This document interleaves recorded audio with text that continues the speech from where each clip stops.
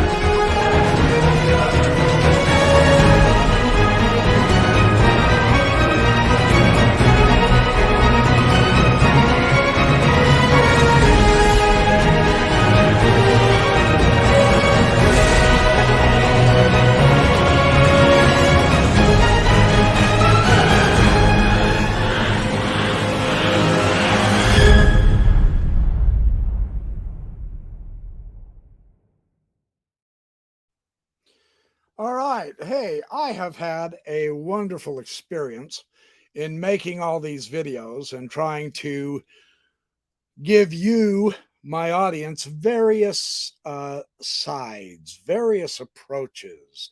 Let's do some new research. Let's get some ideas out there floating. And so, in the process, I've been trying to get various different people to come on and discuss their approaches and their ideas on books, on the cosmos, on philosophy and history and religion.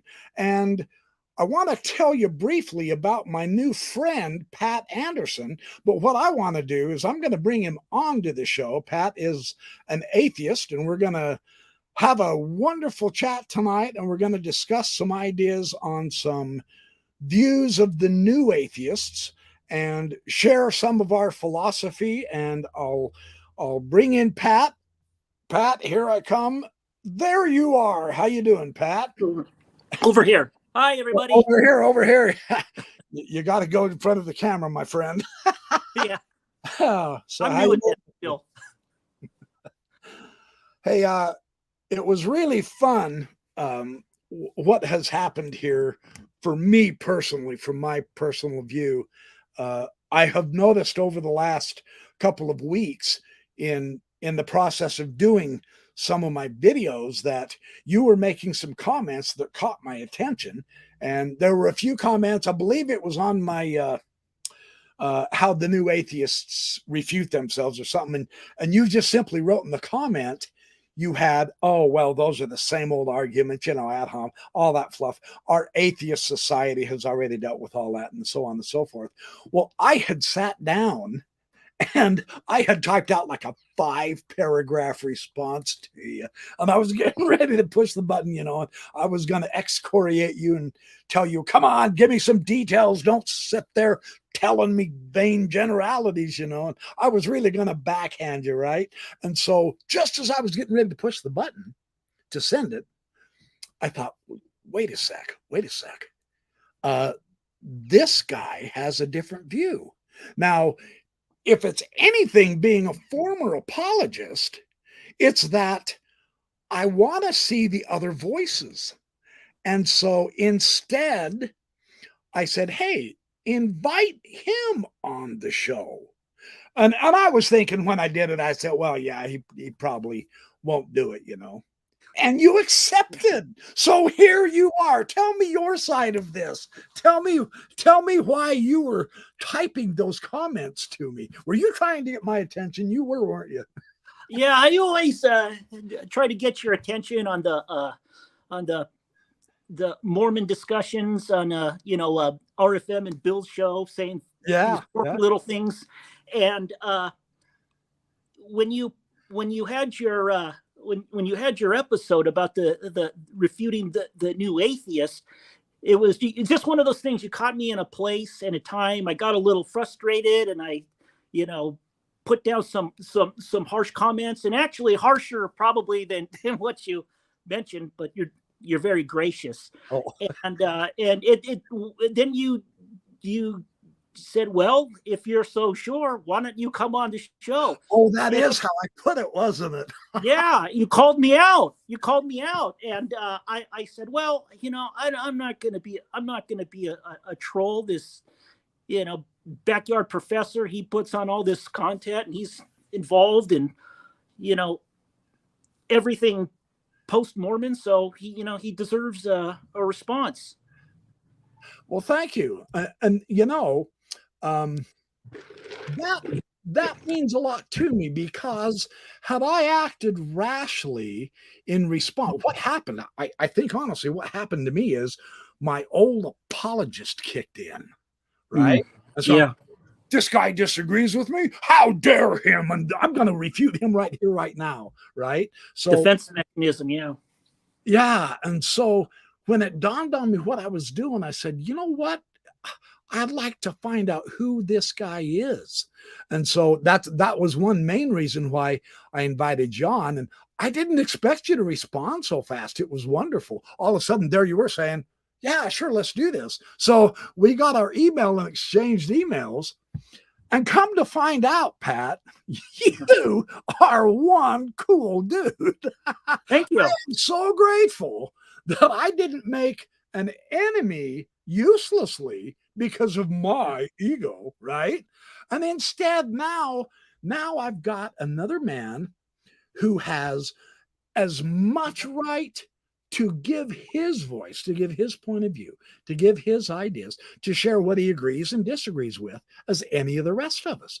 So this is a great opportunity for us. But before we get involved in this, we were talking a few days ago, getting ready for the show, and you started telling me about some of the things that you've done and your basic approach and attitude. Would you mind sharing with our audience kind of who is Patrick Anderson? Because they've never heard of you that I'm aware of. You don't do any YouTube videos, or you haven't written any books or anything. So give us a little background real quick, if you would, on who you are and what you've done. This is so I'm I guess your typical middle-aged white guy from San Diego, California. Grew up here my whole life. I was a professional BMX rider for a big part of my life. I'm a little too old for it now. I kind of lost it. Bicycles or motorcycles? Bicycles, BMX. Specifically, it's called flatland. It's the tricks that are done on the ground. It's a pretty hard discipline. And you were professional. You did that for Yeah. Like I said, why did you quit? I just lost energy. I do know. Middle 40s. It just didn't have the energy anymore. And I've done contests all over the world, as the X Games in 1997. I've done shows, SeaWorld, Disneyland, Germany. So you went big. Japan, international. In a way, yeah. Brag, I do. Nobody believes me, but go ahead, brag.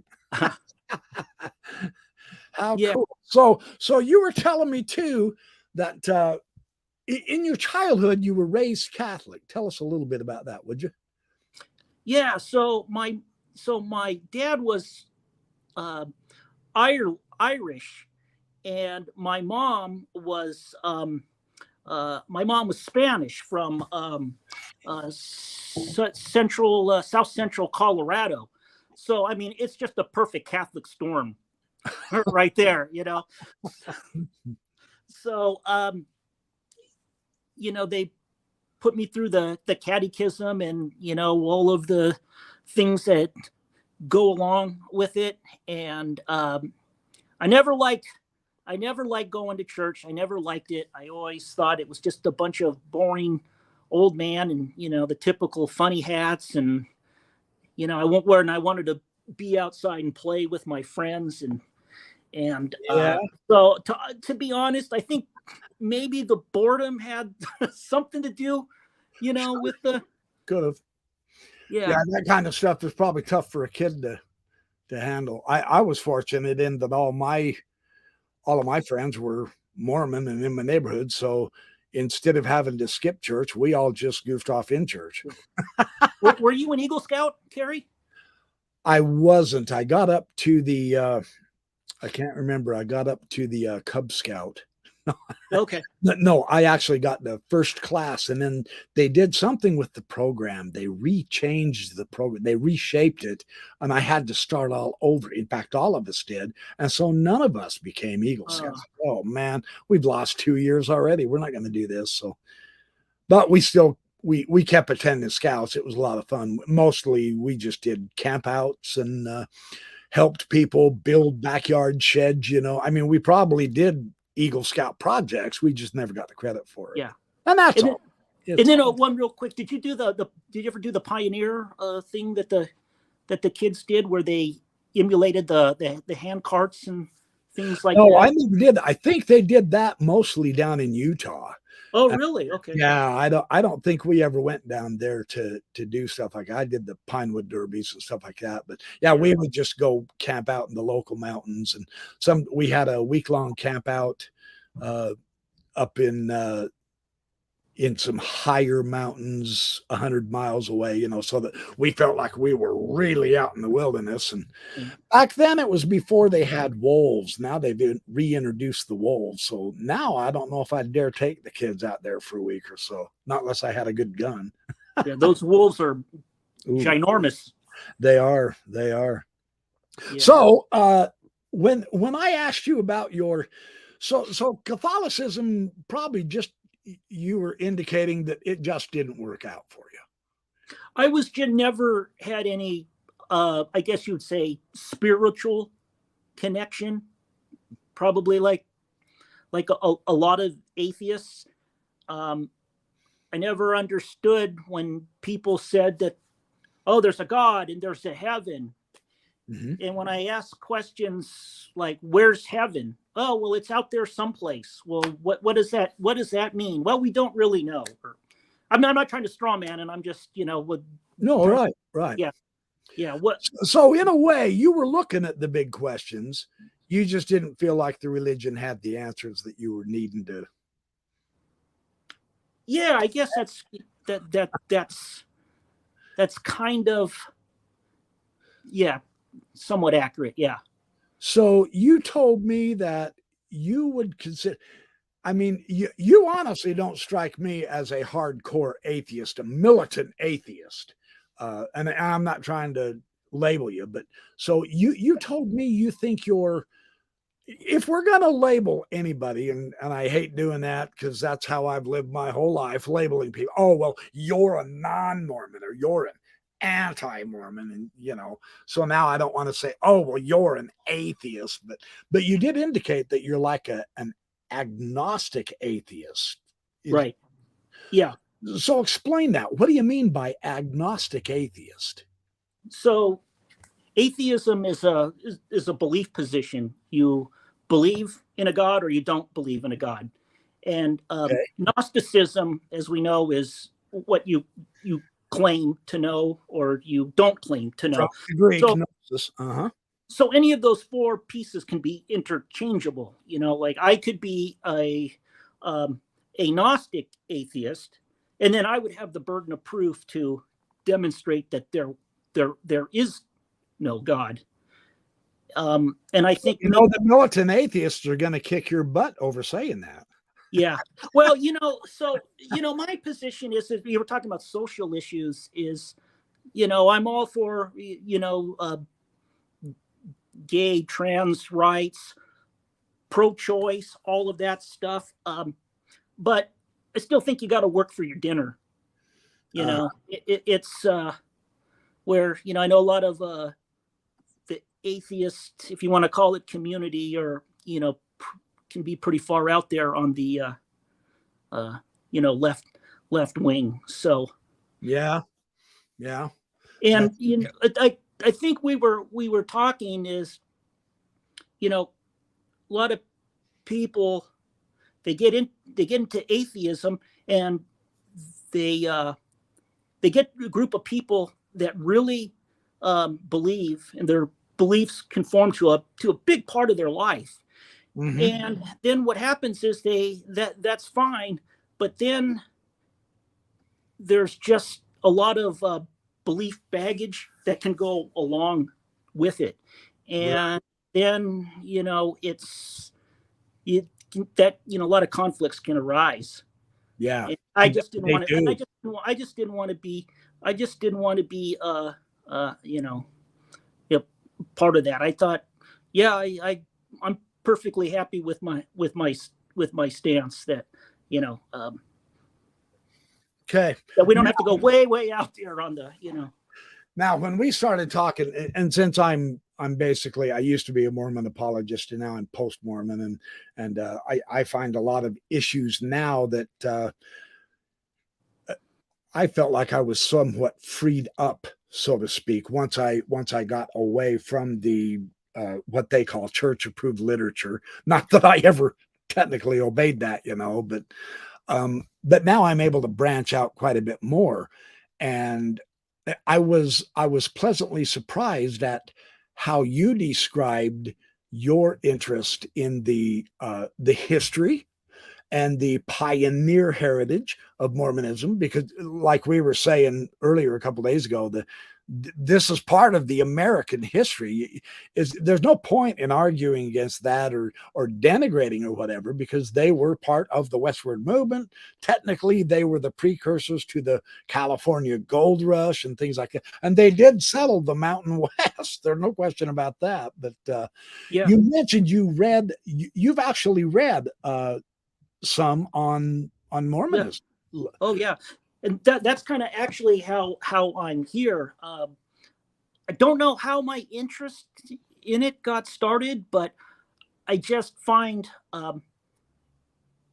it's such a fascinating, rich story in history. Now, I'm not talking about the negative things and the faith crisis, right? And so I came on watching your shows and Delyn's shows, not so much to oh yeah, you got him right there, the Book of Abraham, there's the coup de grace. No, you did tell me you liked those videos I produced, right? Oh yeah. There you go, folks. I've got very comprehensive. Very comprehensive. Yeah. No, I just want to learn and hear from experts or people that have been involved in their whole life, as much as I can, because man, I think about these. I think I was telling you, boy, these guys went, say, from like Kirtland, they get booted out of there, they go over to Nauvoo, and then they just put up a city. Boom. Yeah. And it was a big city. It was the biggest city in Illinois after just a decade.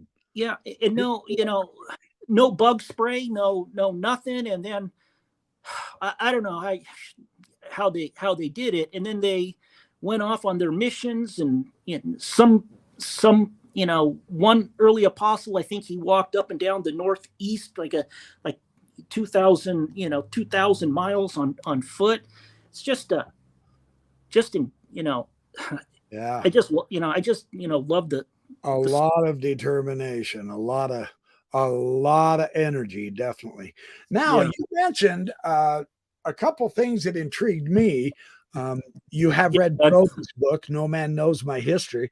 Yeah. And you talked to a little bit about me about Dan Vogel, and I've been having him on my shows, and I won't have him on this Sunday. This Sunday, I'll have another gentleman who is an insider in the Mormon history.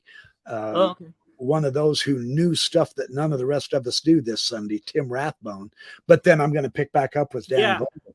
But you mentioned you have watched quite a few of his videos. Tell me more about how you feel about Dan Vogel, because this was interesting to me. I think there's as humans, we're just uncomfortable with not knowing things, and there's a limit, especially when it comes to history, because you can really in history only tell what most probably likely happened, not exactly happened. And I think you get to the point where you really want to close that bridge. You want to really make a juicy a point or a discovery. And if the bridge just doesn't go there, you gotta leave it alone. You gotta stop or fall in the river. Yeah. Yeah. And we don't know, and you're so close. And it's like kind of one of the things I call like the it points to fallacy. When people, when they want to make their try to close that bridge, they'll say, oh, it points to it. Everything points to that. Oh, yeah. Yeah. And Vogel appears to me, and I've gotten to know him really well these last few months, and I've watched so many of his videos. It was his book on the Book of Abraham that inspired me to make my Abraham videos, because for the first time, and I'd been an apologist for like 15 years talking about this Book of Abraham and the papyri and the facsimiles, and I actually did not grasp the relationship of the Kirtland Egyptian papers with the papyri, with Joseph Smith's ideas and all. And so I presented that. But Vogel appears to me to be a pretty sober, serious historian. And that's what attracts you to him as well, especially on his YouTube videos, is what you were telling me, right? Yeah. He's, of course, he's one of the big players out there. But I mean, everyone loves the Vogelmeister, so the Vogelmeister. Hey, I'm going to steal that one from you. Okay. I'm going to call him, man, the Vogelmeister. Yeah.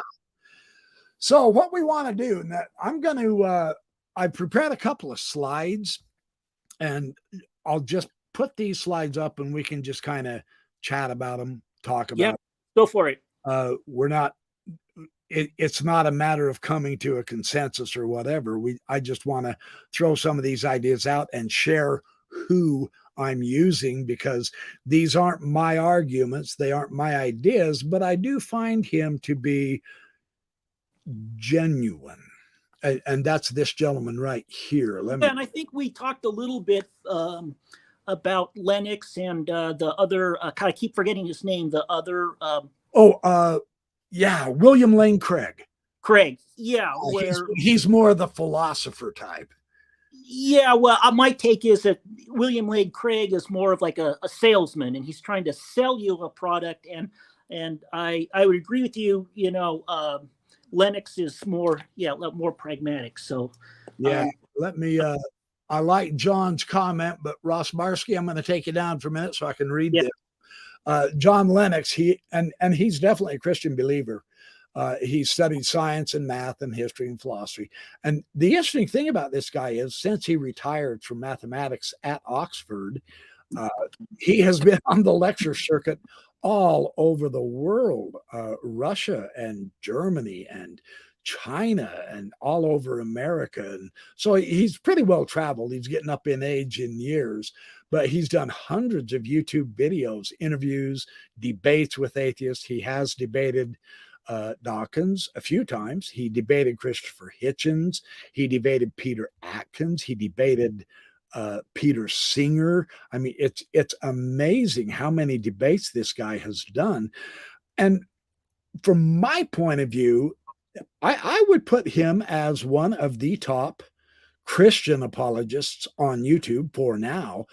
He has just gone straight to the issues, and he tells it like it is. He does study a lot of science, and he's just really incredible, because he likes the big questions, what he calls the big questions. And I think that's hey, there's Dan Vogel right now. Dan, welcome.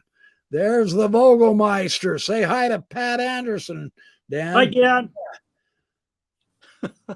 When I see John Lennox, I see I can't help but think of a senior missionary with this little name tag just below, his. Yeah, right. That's interesting. Yeah, he looks like He comes across as a real nice, he's so humble, but he comes across as a really nice grandfatherly man until he starts looking at your logic, and then he flat out skewers some of the new atheists' claims that we're going to look at tonight. But so, and I wanted to ask you a quick question. So, absolutely. Can you define a little bit more new atheists? Sure. And see, here we got to be a little careful here, because I don't want to I don't want to get into the labeling game, but I'm not intending to offend by calling him militant atheist, but Dawkins is just adamant, and Hitchens was too. Hitchens appeared to me to have a stronger intellect philosophically, and yeah, he was glib sometimes, but man, when Hitchens slapped you, oh man, you went rolling off the stage. He was awesome. There's so many videos showing him doing the hitch slap, and some of them are absolutely hilarious, and they were deserved, by the way. So Dawkins is more, being the biologist, he seems to be more of he strikes me as a fundamentalist, a literalist. And so it's really interesting. So the new atheists, I would say, are Richard, the loud ones, the ones who wrote, the ones who do YouTubes, the one who do interviews and crowd. They would fill a football stadium so that they could speak to the crowds. Dawkins and Hitchens would be there. Not so much Atkins or Singer, but they're definitely atheists. But also Vic Stanger is one of them. Sam Harris. Oh man, and I'm forgetting they called the Four Horsemen. Maybe Bennett. Huh? Bennett. Yeah, Daniel Bennett. Yeah, Bennett is Dennett. I mean, not Bennett, Dennett. Yeah. Yeah. So they are more of the in your face. That's when I say new atheist. Now, of course, there's hundreds of atheists, and I've got a collection of atheist books over here. When I went atheist for about 4 years, and it just didn't seem to pan out for me. It's okay. That's what intrigued me about your description of yourself, is this agnostic atheist instead of just atheist, no God, and you're an idiot if you believe there is. I guess in a way that's a caricature, but in a way that's what I'm that's how I see the new atheist. But the agnostic, I would actually describe myself as a seeker agnostic now, rather than an agnostic atheist. So, I mean, we're kind of in the same ballpark with each other. No big deal.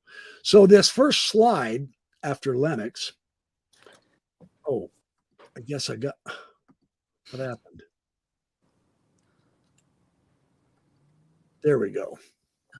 Here is one of John's comments. And he says, the impression in our culture now in the West is that God and science don't mix, but science and atheism do mix. So that atheism is the proper background for intellectual endeavor. And he says, and this is a huge, and it's a gigantic topic. You'd have to read hundreds of books on this, which Lennox has. He says, so the philosopher Alvin Plantinga says that this alleged conflict between science and theism is superficial. There is real concord. The concord between science and atheism is what is superficial, and there is real conflict. So the reason I wanted to put this slide up is to just the impression that you get when you hear Dawkins talk, and I've watched several of his videos. I watched his debate with Lennox, and I thought they both did exceptional. And Lennox is always so gracious and kind to his debating partners. He knows they're brilliant scientists, and he says he really has an ad hominem so far as I can tell. But the reason he put this up is because there are philosophers who disagree with the atheists.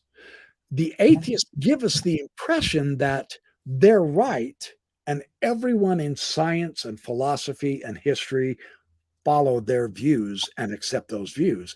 And this, because they speak with such great authority, I mean, they are brilliant scientists, then the culture has the mistaken idea that everything they say is basically science. And that's why Lennox actually got involved in the debate, because, and I've got a slide I'll show us, where they don't necessarily speak for science with everything they say. One Mormonism way to that I've said this, I think I said it in my video, is just because the scientist has spoken, the thinking has not been done.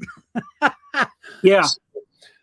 Yeah. Well, as I'm looking here, it looks like to me it's a big pretzel. So we can kind of, if you want to look at your page here, we can kind of knock this down a little bit.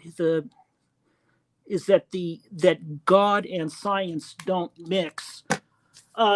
If there was a way that science could detect God, then it would be compatible. But I don't see how we can detect a God that we can't even really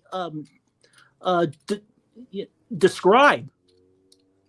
If I ask 20 different believers, what is God? What are the properties? What are the nature? I'll get different answers. A very good point. Yeah. Yeah, So, that's interesting. So what is God? Who is God? How do we describe him? Yeah. And in a way, I would understand that.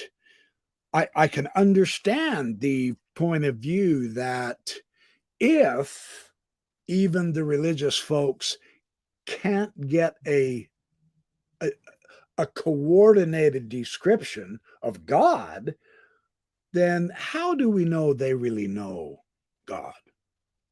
That makes sense? Because if they can't identify God, if they don't all have the same descriptions yeah, of God, yeah, then yeah. Well, and let me clarify: sure. a description is one thing, and a claim is another. If you could describe it, and I can go out and we can independently verify it. That's one thing. But I get a lot of a lot of claims on what a God is, what a God does, where a God came from, and that we could do that. It'd be completely necessary. We could say it's necessity. We a God. It's necessary for God to create everything in the heavens on earth. We can come up with a God that has powers that could do that, but is it necessary? Can a God? Is this God that we describe? Is it possible for that God to do it? And that's the other, the other blade of the claim. Yeah. Okay, here's another one that, yeah.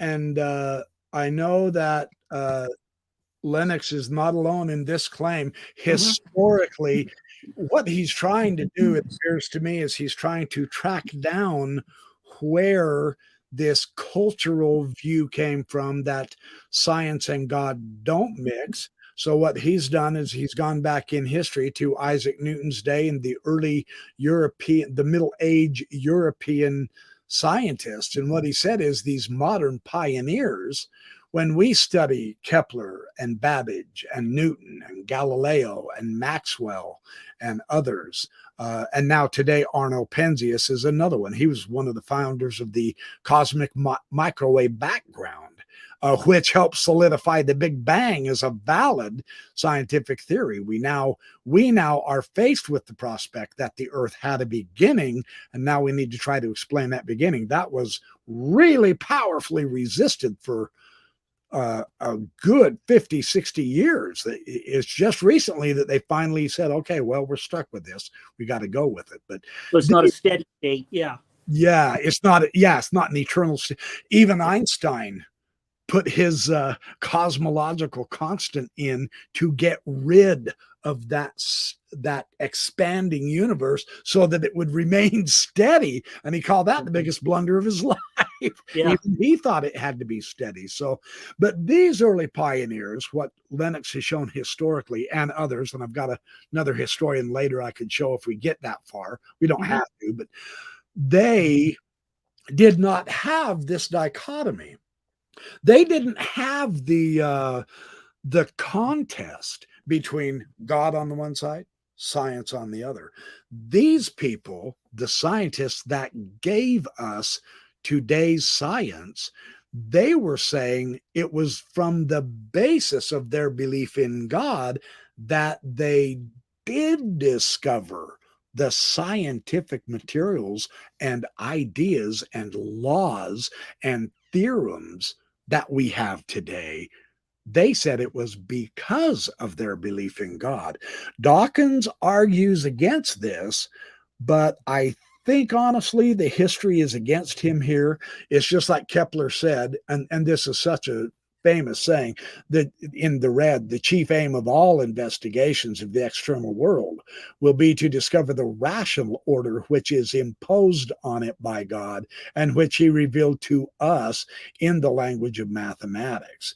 So they were not skeptical of what they were finding in the universe. For instance, Newton, when he found the law of gravity, he didn't, and John Lennox loves to say this, and I think justifiably, Newton did not say, oh, look, I've discovered this scientific law of gravity, therefore I don't need God. What Newton said was, and it's in his Principia, I've got his Principia around here somewhere. I actually bought. Good book from what I understand. Great book. His general scholium in this is fantastic. But he actually said, I have this law of gravity that I've discovered, and it's just 8 small symbols, man. And it can tell us about how Kepler's elliptical circulation of the planets around the sun work and how they stay in orbit and all. I mean, just fantastic stuff. And he's saying, isn't it amazing about the God who did it this way? He didn't see it as a contest. He saw it as, oh, and the reason why, and I think this is my next slide. Let me double check. I'll put it on here. Oh, well, here we go. Yeah, this is Johannes Kepler. He was the basis for Newton figuring out his stuff. He coined a phrase that became a motto. I get this off of Wiki. He coined a phrase that became a motto that was adopted by many Christian scientists, indicating that scientific research, ideas, and discovery were thinking God's thoughts after him. That was their worldview. He also believed that scientists must guard against the propensity to glorify our own minds instead of giving the glory to God. So the idea here is somewhere along the line, from back in the 1500s, because from the 1500s to the 1700s or later, the scientists didn't have a contest with what they were finding in the cosmos and here on Earth with God. That happens in our day. And that's one thing Lennox wanted to really emphasize, which he did. Now here's the mountain range. I took these photos. And these are the mountains that I had that scout camp in for a week. Beautiful area.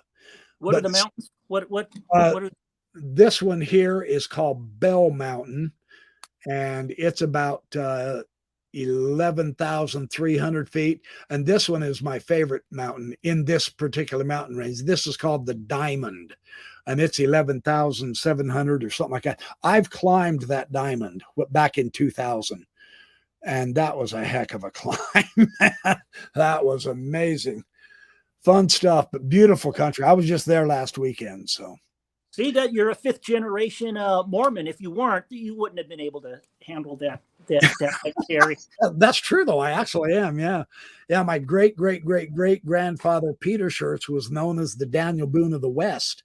Brigham Young kept sending him down into southern Utah to settle all of those counties down there. Escalante, Utah, and all those areas. And when Peter came back one time after 10 years, he told Brigham Young, he said, hey, I'm ready to practice polygamy. And Brigham Young said, no. That's incredible. Yeah. And he goes, he was the wife Nazi. He was the wife Nazi. No wives for you. Right. The wife Nazi. I love it. Yeah, and Peter said, wait a minute. I have a right to be a polygamist. I mean, it's the celestial law. I'm doing everything you're asking. I'm settling several of the Mormons all over the South, down in New Mexico, Utah, Arizona. You know, the Mormons founded Las Vegas too. Yeah, And Las Vegas. Yeah, the bank that helped. It was their banks that helped spawn the mafia. Yeah, yeah, right. Isn't that fascinating connection? Yeah. So my great grandfather left. He left the church, and Brigham Young excommunicated him for it. He said, "Forget this. I'm going down to New Mexico. Then I'm not going to help you out anymore." Yeah. Oh, those fun stories. Yeah, they were rugged individuals, and this is the kind of country they had to live in. But these guys said that they believed in nature's law because they believed they were made in the image of God. And because of that concept, they said, well, then they believed in nature law because they believed in the intelligible mind of the lawgiver. And that didn't prevent their science. Now, one of the things the new atheists present over and over again is, well, Hitchens, religion poisons everything. You know, that's such a dogmatic statement that it's almost useless. It has problems, but it doesn't poison everything. I've got some interesting information on that too. And Dawkins saying, you know, the God delusion, etc. They want to stamp it out so that science is the enemy of religion and religion is always the culprit.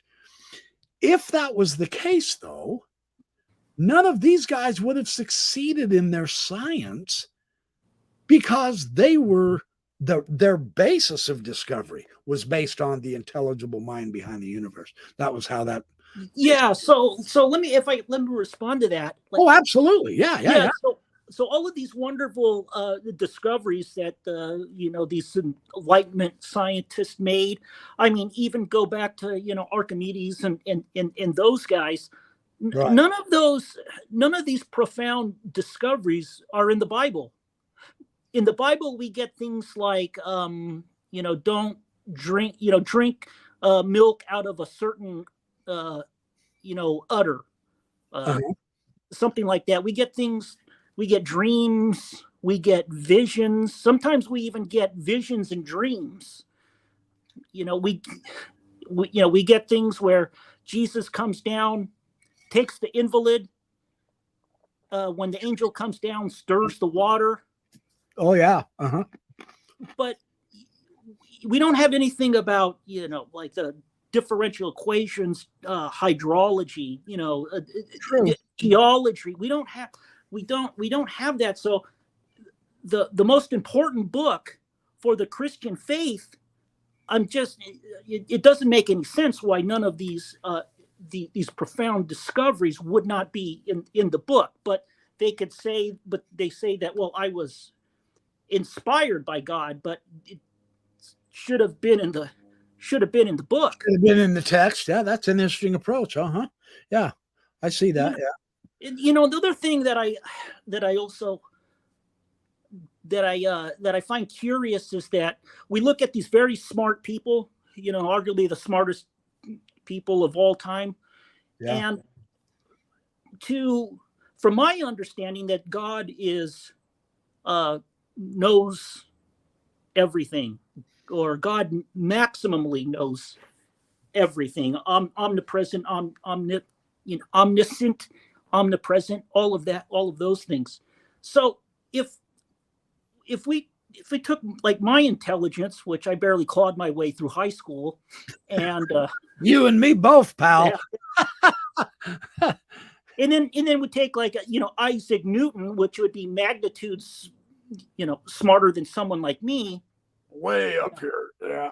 Yeah. But we're talking the all-knowing knowledge of God. So just because these are really smart people, it seems like it would be such a fractional difference between how closer they could get with their knowledge to God than someone like me. So it's kind of like an argument from authority in a way.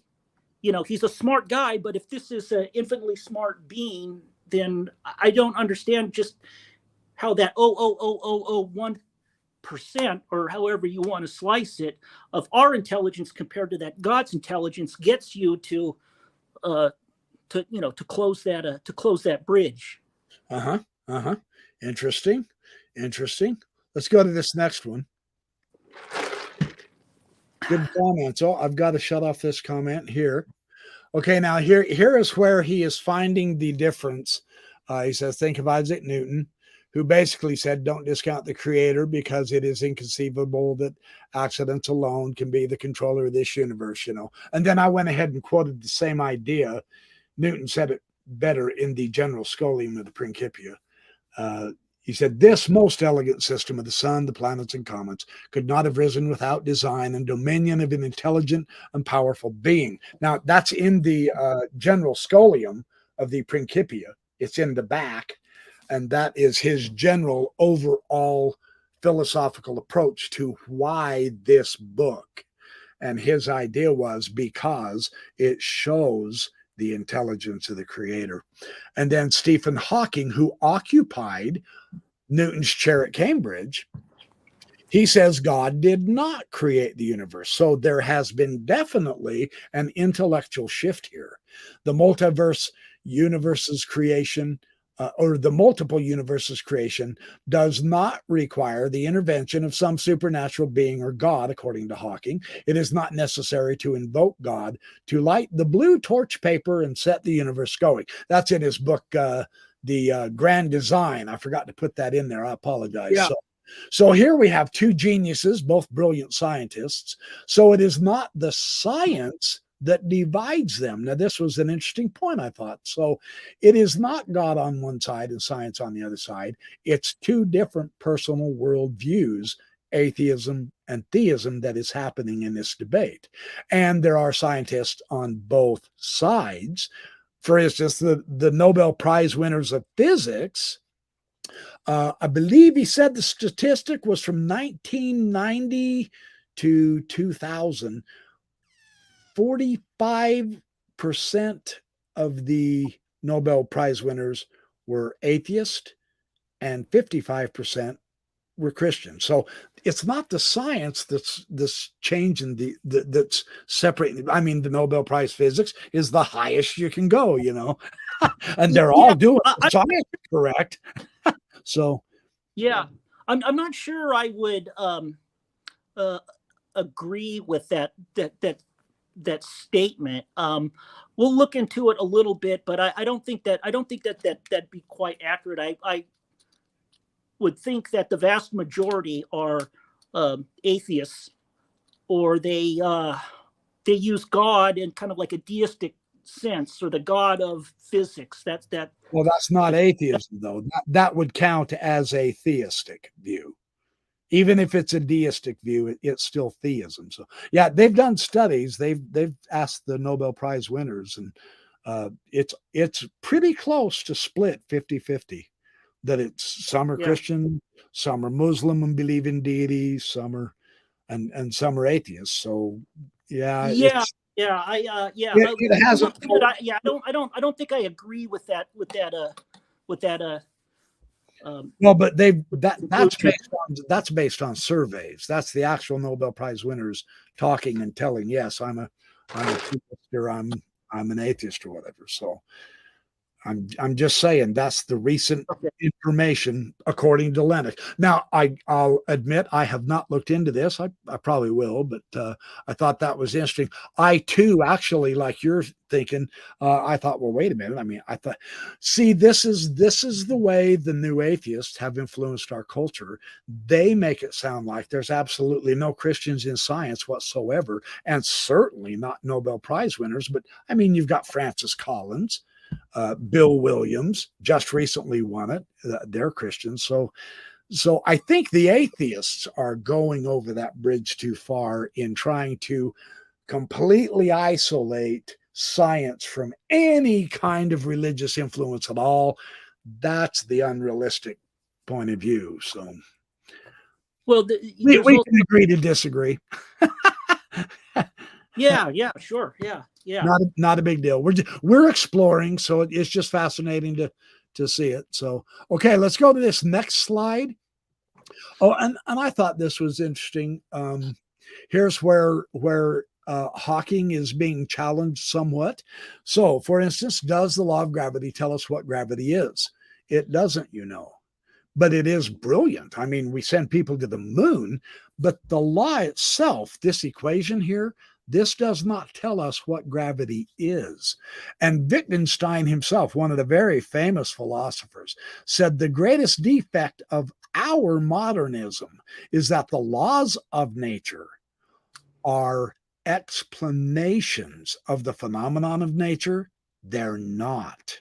The laws of nature are simply descriptions of what is normally happening. And here's where the confusion is set in with the new atheist, because here's what Hawking says. He contradicts itself in saying the law of gravity is the cause of the universe creating itself from nothing. But the laws of nature cause nothing. They only explain what happens when things go bump in the night or even in the day. The law presupposes gravity already exists, and gravity is not nothing, as Hawking erroneously avers. So they've gotten to the point where they're saying the laws are the cause, and they're not. So it appears there's some confusion. And it's like Einstein said, and Lennox points this out. He said, Einstein said, scientists are poor philosophers. They're so ingrained in doing their science, which is absolutely fabulous. Technology is a wonderful spin-off of science. I mean, here we are on this magnificent computer, Yes, you darn right. I use the iPhone. I love my technology. But engineering and laws, their philosophy of understanding the difference between causes and relations of laws is muddied up somehow, somewhere. They've gotten off track with that. So that's what I was, and I do believe he's got an even clearer demonstration in this next slide. Yes. Yeah. And okay, so here's Lennox directly taking apart now, and this is in Stephen Hawking and Leonard Mlodinow, The Grand Design. It was the last book he wrote, and fantastic cosmological knowledge. Unfortunately, it's horrible logic and horrible philosophy. And here's what he said. First off, he really ticked off. Now, understand, Hawking was at Cambridge. And when he said philosophy is dead, all of the philosophers of Cambridge, of course, took exception to that. They said, you're just stone cold idiotic on that comment. Philosophy isn't dead at all. So he said, philosophers have not kept up with scientific discovery. Therefore, scientists have become the bearers of the torch of discovery in our quest for knowledge. Now, that statement, scientists have become the bearers of the torch of discovery in our quest for knowledge, that is not a statement of science. It's Hawking's personal philosophy. So he says philosophy is dead, and then he writes an entire book on his philosophy of cosmology. It just doesn't make sense. He's really kind of muddied up here. Because there is a law of gravity, the universe can and will create itself from nothing. And then he goes on to say, according to M theory, ours is not the only universe. These multiple universes arise naturally from physical law, and no supernatural deity is needed. But again, the laws don't cause anything. That's the problem with that argument of Hawking. And that's his main argument in The Grand Design. What he's trying to do is get rid of God by saying the universe itself takes over God's function. But that's illogical, like he says down here. He says the universe causes itself. That's like saying, if you ask X creates Y presupposes X exists in the first place in order to create Y. If we say X creates X, we imply that we are presupposing the existence of X to create itself from nothing, and that is self-contradictory and logically incoherent. It's nonsense even if Hawking writes it. So there's part of the problem. But yet Hawking had such great cultural, I mean, he was the most famous scientist in the world, you know. He overcame that Lou Gehrig's disease, and even in that wheelchair, it didn't stop him. So, but there is a confusion going on here, according to Lennox. So, yeah. Oh, I forgot. It was good. Keep going. I forgot my train of thought there. I was going to reply to that, but keep going. Okay. Let's go on to this next one. And this was important. And this is funny with no get out. Oh, I know what I was going to say. Okay. So I don't see how a God fixes that problem, because the God is the same category. A God, not according to has Lennox. Always been here, can do anything. They're saying that the universe can't, but the God can. Yeah. So I don't know how a God squares that circle. Interesting point. Yeah. The way Lennox would say it was, he said, the scientists in Newton's day did not worry about what God could do. Let's look at what God did do. And what they were doing is they were going against the Aristotelian science. You know, back at Aristotle, way back in the day, centuries earlier, millennia earlier, said we don't need to look at nature. We have philosophy, and so we can use our minds. And the perfect orbit of a planet would be a circle, because the circle is the perfect shape representing God. Therefore, all the orbits are circular. We don't have to measure them. Kepler comes along, and Newton comes along and says, well, what happens if we actually do measure them and look, right? And then they discovered the laws. And so, yeah, but I get your objection. That's an interesting point. Yeah. You want to read this one out loud?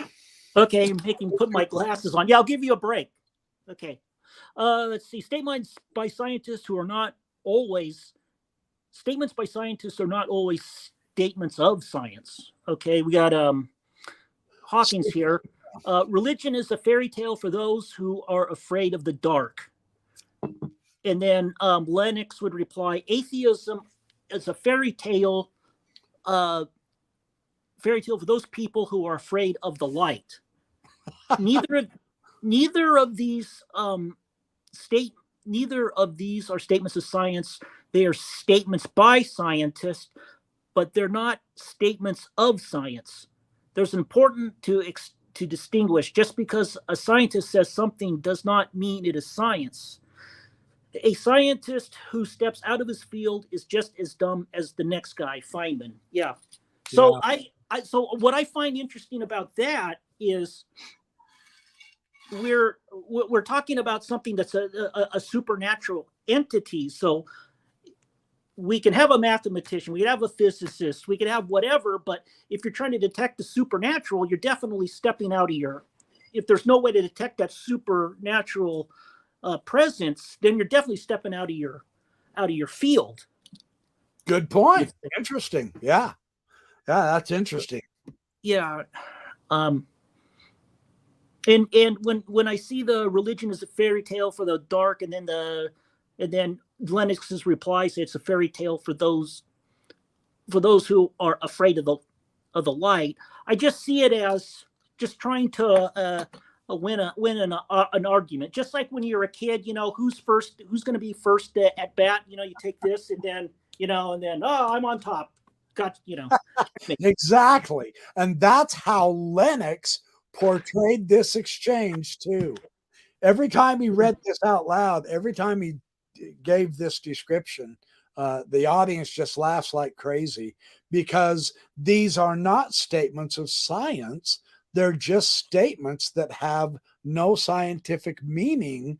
And yet when Stephen Hawking, because he was so famous, because he helped us understand, wonderfully so, black holes and the cosmos and all that, when he made this statement, everyone just accepted it. And it's a silly statement. That's why Lennox's reply is also silly. It's designed to show the silliness that people take everything a scientist says seriously when in fact they shouldn't. So that's kind of a fun illustration of that. So religion, I would assume you believe in the Christian God. Me personally, Yes. I don't know.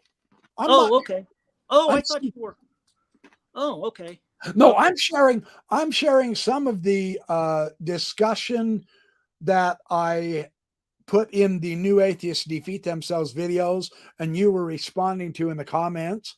I'm just sharing more of that. Because what religion is a from big point of view. Yeah. I do find him very persuasive, and he's a straightforward Christian defender. Yeah. He's one of the better ones. But yeah, I wish I could think like this. I don't have near the wit or the knowledge of John Lennox. He's good.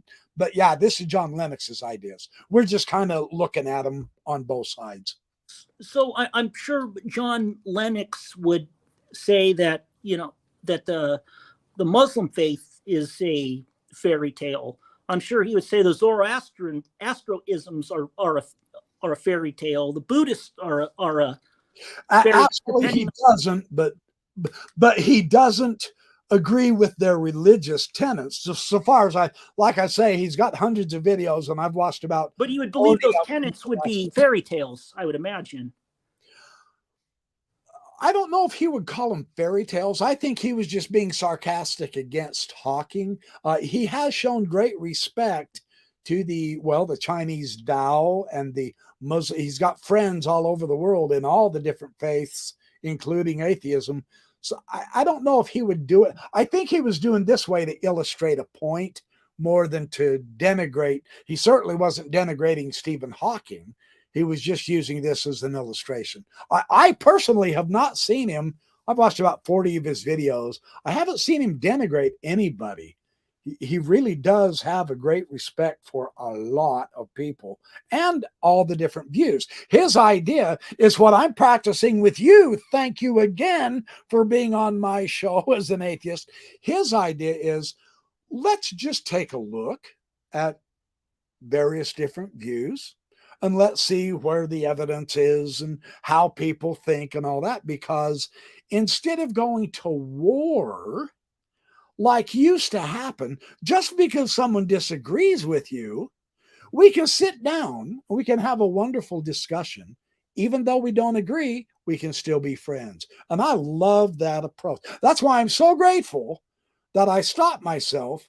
And now here I'm having a fabulous discussion with a wonderful friend, a new friend, instead of fighting you in the comments and both of us yelling at each other and pulling our hair out.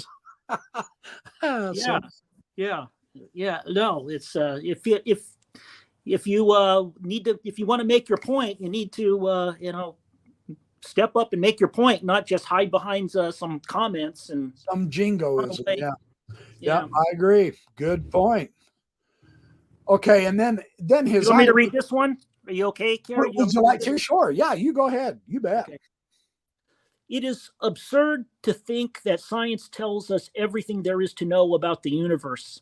Science is no more competition. Science is no more competition with God as explanation than the Ford external combustion engine is in competition with Henry Ford as an explanation for the motor car. This is a fundamental, elementary, philosophical mistake many atheists make. They imagine we must have either one explanation or another, when in point in fact it takes two explanations, neither in competition nor in contradiction with each other. There is a scientific explanation and an agency explanation. So go ahead. Yeah. Yeah, so I think going back to the very beginning of the show is that, yeah, we can demonstrate something that's necessary and something that's sufficient. So yeah, we make the claim that there's a God, but you have to show that the God, exists, and it can do what the claims that the theists say that the God is doing. Well, understand though, that's part of Lennox's point. At least as far as I understand him so far, I haven't seen all of his videos, but he makes the claim that the scientists, the Newton and the Keplers and the Babbage and the Boyles and the James Clerk Maxwells, they were showing the evidence for God. It is the universe. That was their approach. That has shifted in our day for whatever reason. And so, yes, I understand the point, and I take that point in some measure with you. I am in agreement. That's a pretty big claim, Well, God made the universe. Oh, really? I mean, when you really, and especially now with this new James Webb telescope, is that not absolutely breathtakingly spectacular? The cosmos it's showing. Boy, that picture of Jupiter, did you see that? Oh, yes. Yeah. And then those great big pillars of dust, they call them pillars of creation, 5 light years long. Yeah. Wow. In a jet rocket, it would take us millions of years just to fly the length of one of those fingers, man. That's just staggering beyond incredible. So the claim is magnificent. So, yeah. And see, this is why I'm not going to, for me personally, I'm not going to say no, and I'm not to the point to where I can say yes. So I say I'm still looking. In my thinking, based on your describing yourself as an agnostic atheist, you're somewhat along that spectrum, I would imagine. What do you think? I'm not trying to put words in your mouth. I would say I'm fairly sure there is no God, but I'm not going to rule that out. But I am, fairly certain, and to the point where I bet my eternity on it that there is no God. But like I said, I'm not going to say there is no God, because then now the burden of proof would shift to me, and I would have to, make a case that there is no God, and we know Russell teapot floating around, Yeah. Blah, blah, blah. And here's our friend Dan Vogel. Atheism is not grounded in science, but in philosophy. Science can only make God an unnecessary hypothesis. And that's even questionable. I'll just put that in there. There are those who would disagree, and that's all good. That's the whole point of the whole discussion, isn't it? Yeah. I think, but basically what it boils down to is just making, measurements and calculations, and then we can that are falsifiable, and then the other scientists can challenge in that, look at it until there's just nothing more to look at anymore. But that's basically what science is. You have to have something that's demonstrable, measurable, that you can work with. And I don't know how you would do that with the supernatural. Yeah, well, and then too, again, if I could add a caveat to that also, entirely agree with you. That's the Karl Popper approach to this falsifiability. However, on a one-time event, science can't really measure the Big Bang, and so we have to use the abduction argument. We have to look at the evidence and come to the best explanation based on what we can know, because in a non-repeatable event, it's kind of like a murder. You can't. Yeah. You're Sherlock Holmes. You can't say, okay, now let's replay this, and you stand up and go get murdered again so we can see it.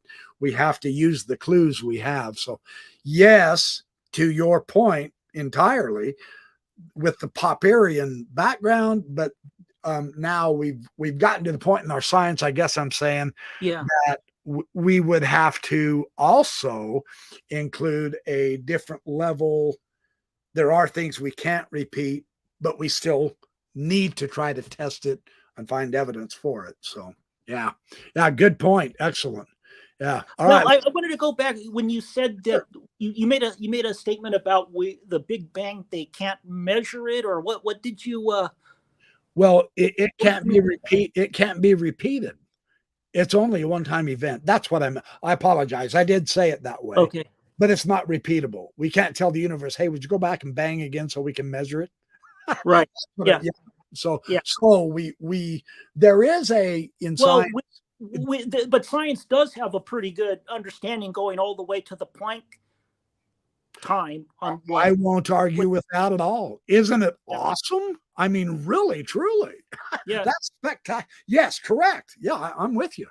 And I think one of the biggest mysteries of humanity has been answered. How long has the universe been here? It's about 13.8 billion years. I really think we take that for granted. Well, and the nice thing, now the real interesting thing, this is what makes science so exciting and so magnificent to us as people, because here we are on this pale blue dot, to use our lovely Carl Sagan's metaphor, which is beautiful description, I should say, pale blue dot on a typical arm of a typical galaxy that's just basically kind of small in trillions of galaxies.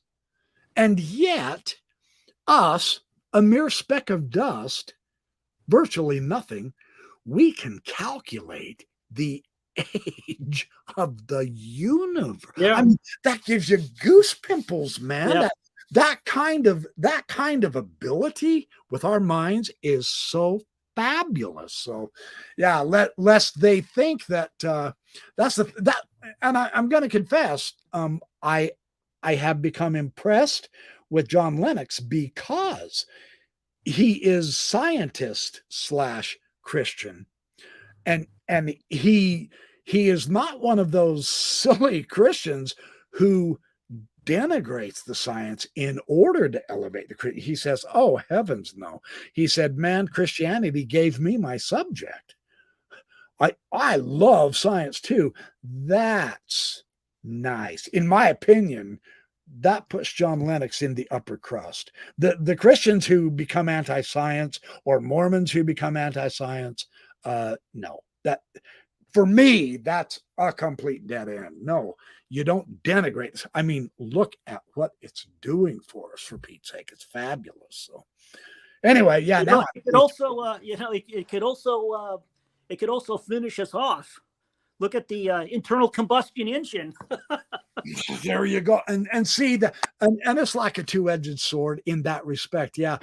But I think we both understand in that instance, though, I agree with you. You're right.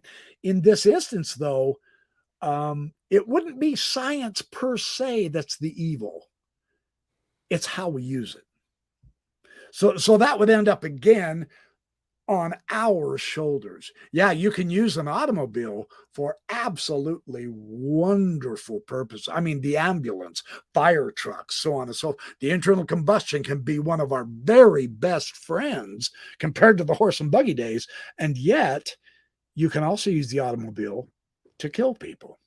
Depends on how we use the science. So science, I'm going to emphasize this, and I think you would agree with me, science is not the culprit. So yeah, it's not the negative. So thank you for bringing that up. Excellent point. Sure. Shall we go to this next one here and see what? Do it. Do you want me to read it? Are you good, Kerry? Yeah, if you'd like to, sure, go ahead. I'm talking a lot. I'll help you out here. Wonderful. Okay, Newton's law of gravity and 3 laws of motion have never moved a billiard ball across a pool table in all the history of the universe. People with cues do that. The laws describe the motion. They do not create it or cause it to work. Okay? There is a deep philosophical confusion about what the laws of physics can do. Laws of nature describe how nature operates and how different parts of nature interact with each other. They do not cause the natural world to come in existence in the first place. No law of nature can close the causal discontinuity between nothing and the origin of nature itself. Laws describe but do not cause events. Yeah, that's trying to clear out the confusion of so many scientists now saying that the laws are causing the subatomic particles to blink in and out of existence, and the laws are causing the motion of the planets and all that jazz. They're not a cause, they're a description. Yeah, that was why I put that in there. So, well, yeah, the laws, people, I think there's a misconception where they think that the laws of nature, you have to, there's a scientific theory, and for that to graduate, it needs to graduate to natural laws, which isn't the case. Natural laws fit into a theory.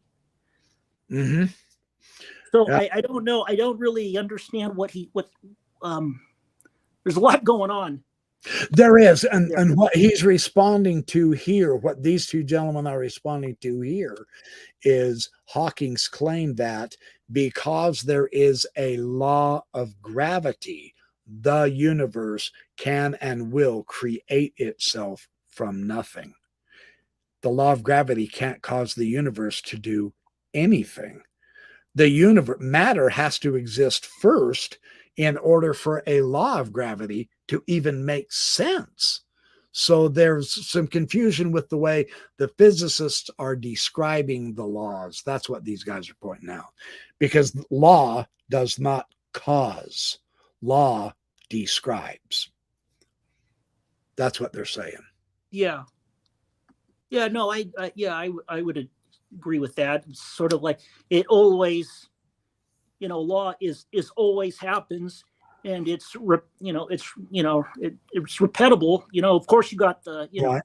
The problem of induction, but that's something else. But yeah, that's just another further deeper level of explanation. So, okay, now I'll read this one because the print's so small. Sorry, okay. I had to make it small. There's an urban legend going around that I thought was very interesting. And you can find, I don't have the detail of the reference. Steve Meyer, in his book, The Return of the God Hypothesis, described this. He saw this on a show of Neil deGrasse Tyson. And if we say God did it, this God of the gaps indeed could be a science stopper. Now, Neil deGrasse Tyson said Newton in his Principia Mathematica, for the first time in his entire record of the discovery of the laws of mechanics and the laws of gravity, Isaac Newton says God must step in and fix things. And what Tyson is referring to is Newton's description of keeping planetary orbits stable. Now, the response from Meyer says, Newton did indeed believe, in other words, what Tyson is saying is Newton believed in a God of the gaps. Meyer disagrees with Tyson's characterization of Isaac Newton. Here's what Meyer says. He says, Newton did indeed believe that God sustains the orderly concourse of nature and in what we call the laws of nature. He says in the Principia, in him, that is God, are all things contained and move. In the general scholium of the Principia, Newton argued that these laws could preserve the stability of the planetary orbits in the solar system, but only the design of an intelligent and powerful being, as Newton described, could have at first established the position of the orbits. So Newton knew of two complementary but distinct powers of God: ordinary power of sustaining and absolute power. God accomplishes special acts of creation or design complementary to the laws of nature. Newton did not postulate occasional, special, or singular acts of God in place of law-like description of planetary motion, or to remedy the irregularities of the orbits of the planets in nature, or fixing those irregularities, or rectifying instabilities. So part of this issue, and this is kind of like a side note, but I mean, yeah, in a way it appears that we're splitting hairs here. However, the issue is the atheists, and I'm not calling Tyson an atheist. I have in former videos, I've had some people say, yeah, he has basically come out against a creator, and in other videos he's not quite doing that. So I'm going to call him an atheist, not disparagingly. He just doesn't believe in God. So they are attempting in their subtle ways when right here, whoops, sorry. Oh, hold on. Let me put this back in. Oh, there we go. When Tyson here says that Isaac Newton says God must step in and fix things, Isaac Newton does not say that. Now, that's why it was this statement of Neil deGrasse Tyson that caused me to buy the Principia and read it for myself. Newton does not say that. Tyson is somewhat misusing Newton in order to make it look like Newton's God was a God of the gaps.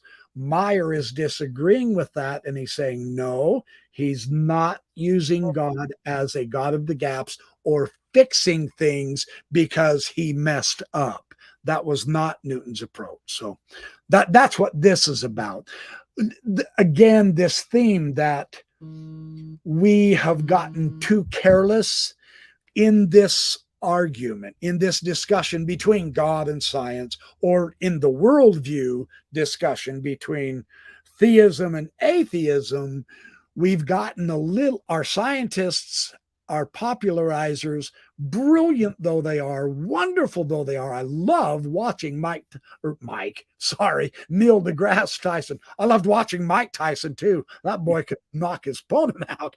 But I've watched several of his videos, and he is such an excellent explainer. Yet when he comes to these scientists who accepted God, he gets a little sloppy. And so, yes, it's somewhat of a nitpick, but it's actually important because Tyson now also, just like Hawking, Tyson has become one of the most popular scientists out there, justifiably so. He's wonderful. I love watching his stuff. But here he's just wrong, and that's okay. That doesn't refute any of his science. It's just saying we have to be careful in accepting everything a scientist says just because they're a scientist. That's so basically. yeah. So I guess what it's saying is Isaac Newton is saying that there has to be a prime mover for the laws of nature. Yeah, he's accepting that God created the universe. Yeah. Why? So what I would want to know from him is, why does there have to be a prime mover, and maybe how does the prime mover, how does his hands reach into the realm of reality and set things on their course or change things? Wouldn't that be fun to be able to ask him that question, man? Yeah, I'm right there with you, man. I would now and see, again, you and I here, I'm afraid we may be revealing a little bit of our ignorance of Isaac Newton. I haven't read everything he wrote. I mean, he also wrote the book, The Optics, of course. And so I'm not quite sure what his full justification and range of thought is. Well, from what I understand, he had a lot of personal papers that didn't make it into yes. publications. Yeah, and this is the scientific bias, because Newton studied and wrote as much about religion and as he did with science. But who's ever read those? They didn't even show up until just a few decades ago. They didn't even mention Newton's religious studies, which were every bit as intense as his scientific ones. So again, this idea of I'm going to say atheist bias. I hope I'm not misconstruing that, but the scientific bias, because he was religious. Oh, well, we can't allow the public to think that. Well, why not? That was Isaac Newton's worldview.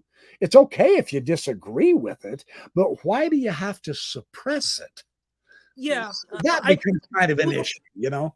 As smart, you know, as maybe the greatest scientist that ever lived. I mean, we're still talking 600 some with years the ago. greatest book ever published on physics, the Principia. Yeah, it's still hundreds and hundreds of years ago, and we made a lot of discoveries along the way, and nothing that says, hey, Isaac Newton is right. There's this prime mover. We can go out there and we can detect him, besides things like, visions and dreams and I'm not an alcoholic anymore because I don't drink anymore because of Jesus gave me the power to do it. Right. Yeah. Good point. Okay. How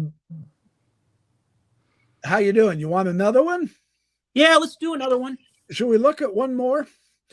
Yeah, I didn't think we get through all of these, but we're about at an hour and a half, and this is so much fun to do with you. Do you mind if I extend it just a little bit? Yeah, go for it. This is quite a delight to have you on the show. So okay. Yeah, I've got to do this one. Okay. Now, and I've got a personal, okay, now here's my beef. Here's my situation. I'll tell you what, after I'm done talking for a second, you can read the green and I'll read the orange. Okay. We'll split this one. Okay. So here's my thing with Dawkins. I've read his Blind Watchmaker, The Greatest Show on Earth, The Devil's Chaplain. I do know he has a couple of new books that I have not read just yet. I ran out of time, and I've read his The God Delusion. Now, this is before I ever discovered John Lennox. I actually read Dawkins in my waning days as an apologist, and I really loved his Greatest Show on Earth. That book was fun. His Blind Watchmaker just truly impressed me.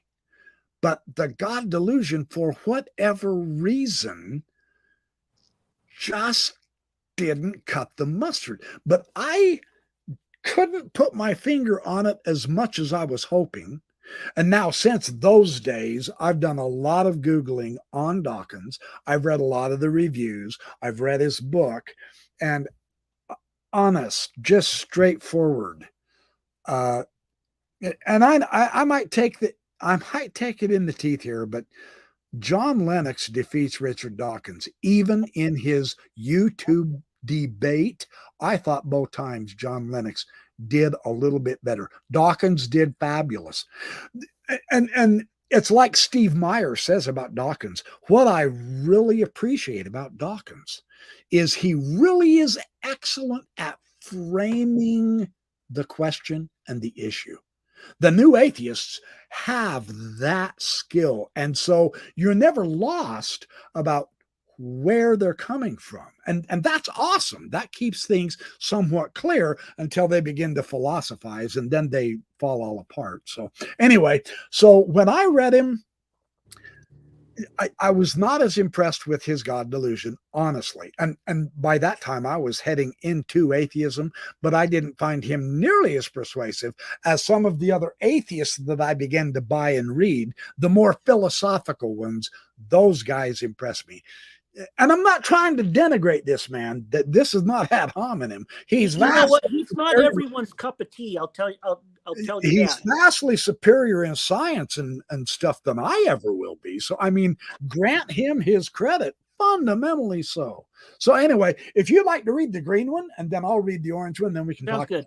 Sure. And yeah, I prefer Hitchens. He comes off more as a proper English dandy than Dawkins. An English dandy. I love that. Okay. Richard Dawkins' book, The God Delusion, uses a psychiatric term, delusion, so he's outside his field of biology. Is it accurate? No. What do the scientific psychiatrists say about that? The president of the Royal College of Psychiatry does not regard God as a delusion at all. Dawkins is ignoring the actual scientific psychological epidemiological. Okay, I'll fit all the syllables in there. Studies of the connection of the correspondence between the belief in a God and personal human well-being. Now, Dawkins is claiming to be a scientist when he says these things. His work on this is not scientific at all. It falls apart. Dawkins says that atheists have no faith. And when he writes a 438-page book explaining his beliefs, and he does not see the irony, he is confused about the faith altogether. His logic has a precious little to offer. Okay. Yeah. So, and Dawkins' logic continued incoherently with his claim that God is no explanation for anything. So, about halfway through the God delusion, he's talking about explanation. He says God simply cannot be used as an explanation for anything because he would have to be far more complex than what is being explained. So you logically cannot use something more complex than what you're explaining. So what do we do? When we apply Dawkins' own logic to himself, let's see what happens. I pick up a book, The God Delusion, and it's a big book, 438 pages or so. It's rather complex. So I ask about its origin, and I'm told that the book was created in the infinitely more complex brain of Richard Dawkins. Well, I dismiss that because the explanation is vastly more complex than the thing being explained. If I was to say, look here is an internal combustion engine, and here is Henry Ford.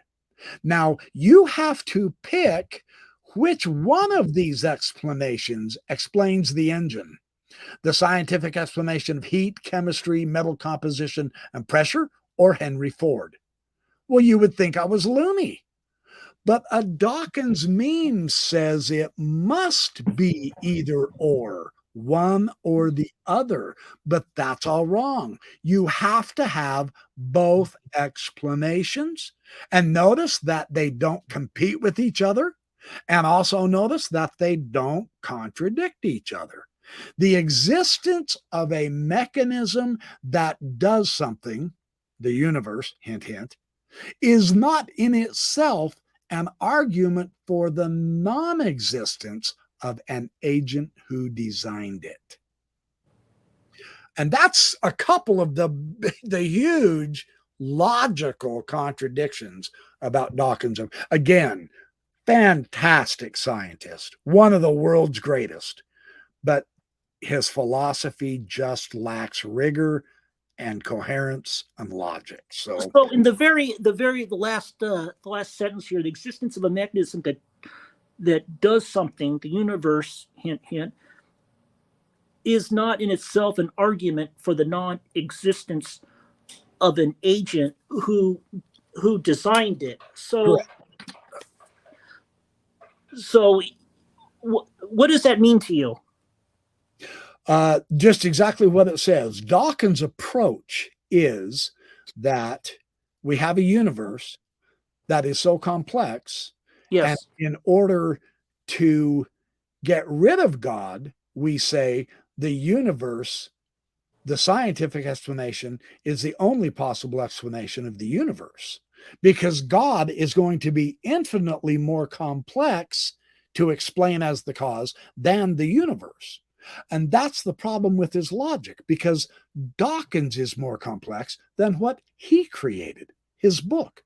So why is something more complex not a good Henry Ford is vastly more complex than the internal combustion. And isn't that how we think? This is what else John Lennox thinks.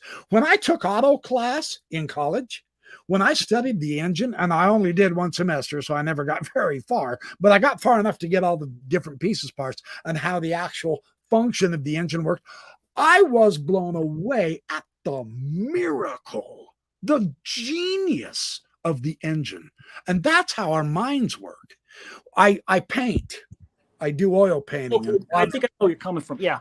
Okay. That helps me appreciate art. It doesn't make it less important, you know.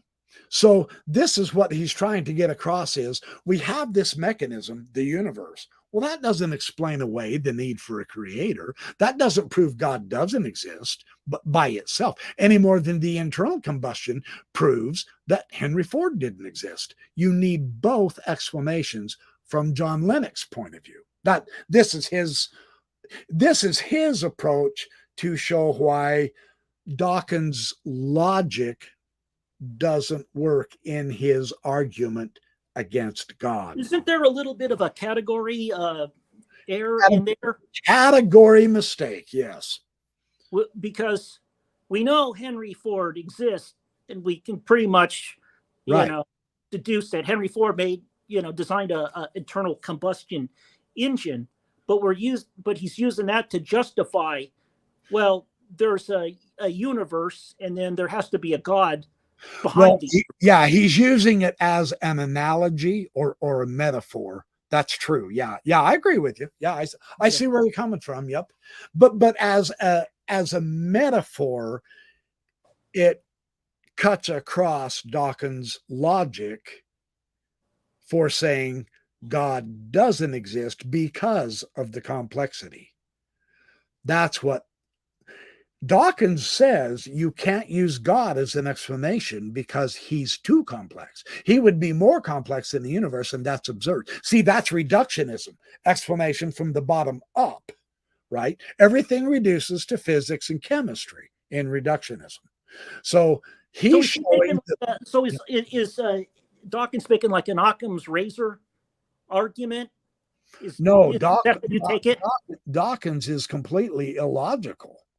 It doesn't have anything to do with Occam's razor. But if he's saying that the universe is complex, so we need something complex to design the universe, is that?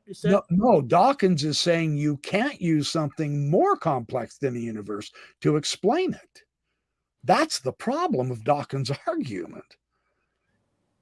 That's why Dawkins gets rid of God. He says, look, as complex as this universe is, if you're going to postulate a God, you have to realize you're postulating something vastly more complex than the universe, and that's absurd. But if that's true, and we apply that same logic back at Richard Dawkins, it shows the problem. Yeah. So that's one of his issues with Dawkins. And of course, now realize Lennox debated Dawkins several times. And so they are friendly competition. I mean, they go out to dinner and all that, but they definitely do disagree with each other. So, but John Lennox isn't the only one pointing out some of the problems with Dawkins' arguments. But yeah, we can call it good there, can't we? Just the idea is what Lennox wants to accomplish, and I think he's doing a decent job of it. And now also, because the philosophers have now jumped into this, and because of the other scientists, even the other atheist scientists are jumping into this, and they're saying, we also don't like Dawkins' book and approach. But that doesn't mean we accept the Christian argument, but we can do this a different way. The reason Lennox jumped on this is says, yeah, the new atheists have had 10 years with nobody actually rising to discuss it with them. I'm going to do that, and then we can let the public see the other sides. And I personally really find that attractive. So yeah. Anyway, yeah. So that's kind of what I wanted to. I've got a few more slides, but I've got another 10 slides. It'll take us another 2 hours to get through. Fun stuff, though. Maybe we can get back together and do the Let's do it. Yeah. The other 10 slides. And yeah, let's do it. So it looks like our audience has had a boatload of fun. Do you have any last closing comments you want to say, Pat, before we close out? Yeah. Sure. I'll give you the last word, my friend. I am depending on my Jupiter talisman for good luck. Dude, you've got a Jupiter's talisman? Yeah. Oh man, don't tell me. Right in my pocket. Don't tell me you're gonna show us a seer stone too. Well, not a seer stone, but I do. Funny that you mentioned that. I do have my. Oh, what do you got? What's that? That is the stone from the Nauvoo foundation, the original foundation that they dug up, and they sell it at the gift shop. No kidding. Yeah. How cool is that? No, where'd you get that? How'd you get that? I think that's on the Nauvoo. They got a gift store, a gift shop there.